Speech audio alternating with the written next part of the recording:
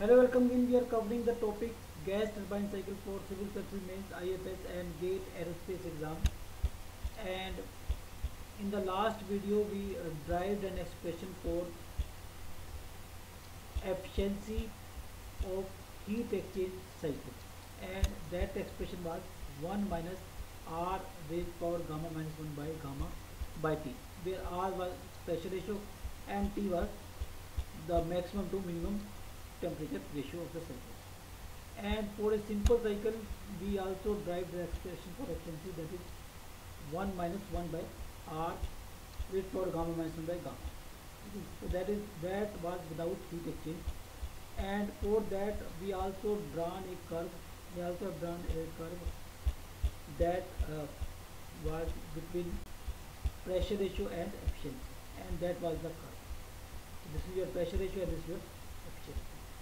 Okay, as the pressure ratio is increasing, the efficiency is increasing according to this expression.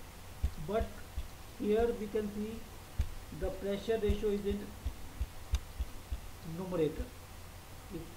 So it means as the pressure ratio increases, the efficiency would decrease for a constant T. Okay. And here the efficiency is a function of pressure ratio as well as T. Okay. So, we have also drawn this for heat exchange cycle, and the curve, this dotted curve is corresponding to this simple cycle. This is the curve for efficiency versus pressure ratio for a simple cycle, and we have taken it as dotted ratio. Okay. Now we take T is equal to 2, 4. Okay. And we draw the curve between efficiency and pressure ratio. So T is constant, that is 2, and we start from 1, R is equal to 1. Then we will get this type of curve. Here R is 1, and if we increase R and kept and keep T constant, that is equal to, then the efficiency will decrease corresponding to this expression, because here R is in numerator. So similarly, if we take T is equal to 3 and start R from 1, then the curve will be like that. And if we take T is equal to 4, it will be like that. If we take T is equal to 5 and increase R, then the efficiency will be like that. So it means the efficiency is decreasing with the increase in pressure ratio, okay, in case of heat exchange cycle, whereas in case of simple cycle, efficiency is increasing with the increase in pressure ratio. Okay.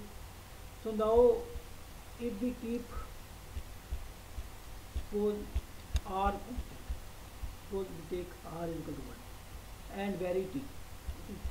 So here T is in denominator. So as we increase T, the efficiency will increase. So suppose R is equal to 1.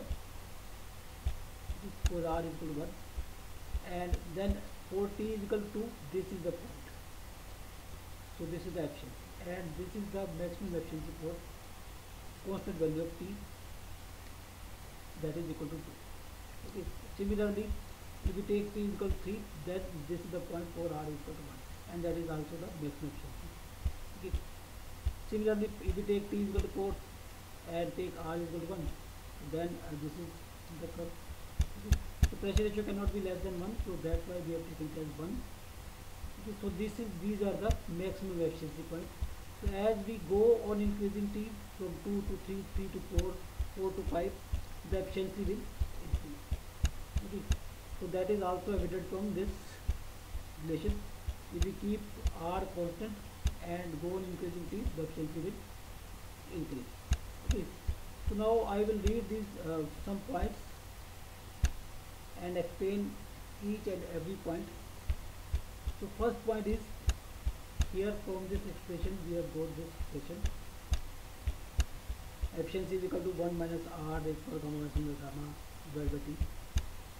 So from this expression we have, thus the efficiency of heat exchange cycle is not independent of maximum cycle temperature, because maximum cycle temperature is involved in small t, that is the ratio of maximum temperature by minimum temperature, and clearly it increases as t is increased. So as this t is increased, the efficiency will increase. Efficiency will increase. Second point, furthermore, it is evident that for a given value of t, so t is equal to 2 or 3 or 4, so for a given value of t, the efficiency increases with the decrease in pressure ratio. Suppose we take t is equal to here. So if we decrease pressure ratio, suppose we are at here, if we decrease pressure ratio, then efficiency will increase. And note with increase in pressure ratio as for simple cycle. However, for a simple cycle, this is the curve.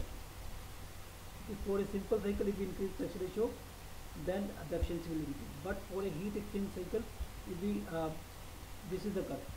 If we take T is equal to 2, then if we decrease pressure ratio, then efficiency will increase. Okay. Reverse is there. Next point, the full line in figure 3 represents the equation.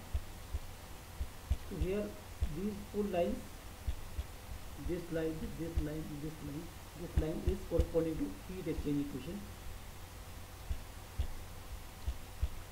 Starting with R is equal to 1. If we take R is equal to 1, so that is the starting point of this curve. So here R is equal to 1, this is starting point, this is starting point for T equal to 3, this is starting point. Okay. So now if we take R is equal to 1, the efficiency will be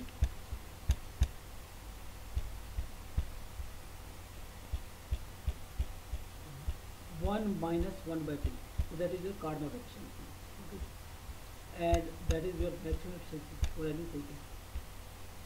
So this is your corresponding to Carnot efficiency. This point is corresponding to Carnot efficiency. Okay.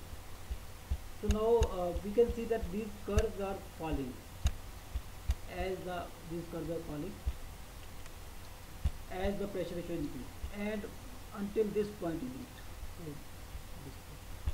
this point. So these points are corresponding to the R optimum condition for maximum work.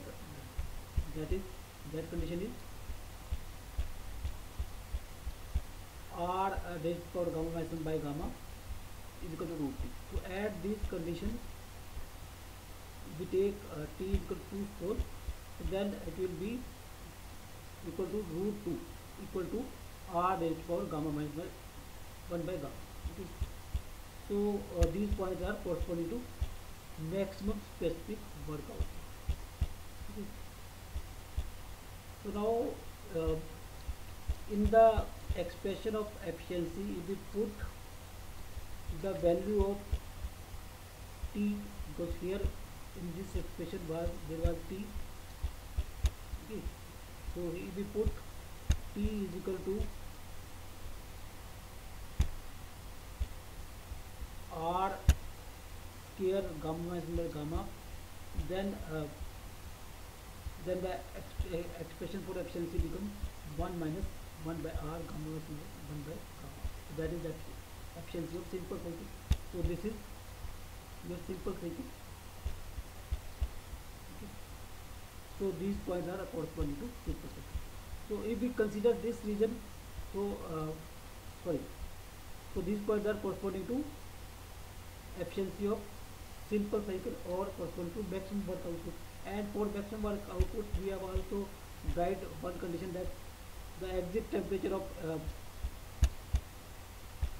we have tried condition that exit temperature of the turbine gas should be equal to exit temperature of compressor gas. So here we have reached a point where the exit temperature of the turbine and exit temperature of the compressor is same. So there is no need of heat exchange. So in this region there is no need of heat exchange. So this is the last point. For higher value of R than corresponding to this expression, a heat exchanger would cool the air leaving the compressor, so to reduce the efficiency, and therefore for constant T lines